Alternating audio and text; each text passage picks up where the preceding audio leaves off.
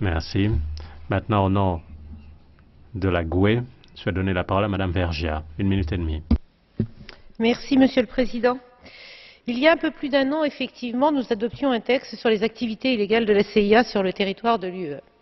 Il a constitué un jalon crucial dans la détermination des responsabilités dans ce fameux sinistre programme de la CIA sur notre territoire et contenait des recommandations claires et concrètes. Un an après ce vote et de nombreux rapports, entre autres du Conseil de l'Europe, il était important donc de faire le point et je voudrais remercier à mon tour Hélène Flautre pour sa ténacité. Où en est-on? Au point mort ou presque? La plupart des recommandations n'ont pas été suivies.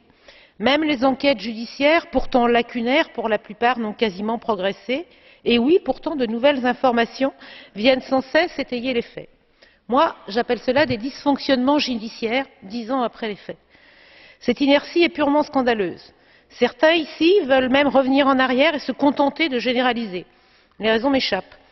Notre ligne de conduite pour la résolution qui sera soumise au vote de demain sera la même qu'en 2012. Nous en tenir aux faits pour que chacun prenne ses responsabilités et que les victimes, vous l'avez dit, Madame la Commissaire, obtiennent enfin réparation.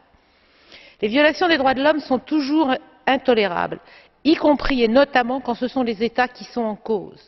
Et Monsieur le Ministre, s'il vous plaît, nous considérons, nous, majoritairement dans cette enceinte, que le respect des citoyens, des droits des citoyens, nous concerne. Alors pitié, cessez de vous cacher derrière vos compétences pour refuser de répondre aux questions. En matière de la lutte contre le terrorisme doit effectivement jamais justifier certaines libertés prises avec les droits de l'homme. Il y a besoin de vérité et de justice et s'il y a des dérapages, ils doivent être reconnus et sanctionnés afin d'éviter les répétitions de tels actes. 10 ans après les faits, il serait temps. Köszönöm szépen.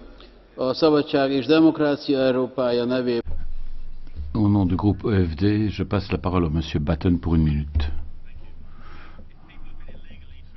Merci. Si des gens ont été transportés par la CIA de manière illégale au niveau des frontières, au-delà des frontières européennes, c'est un délit.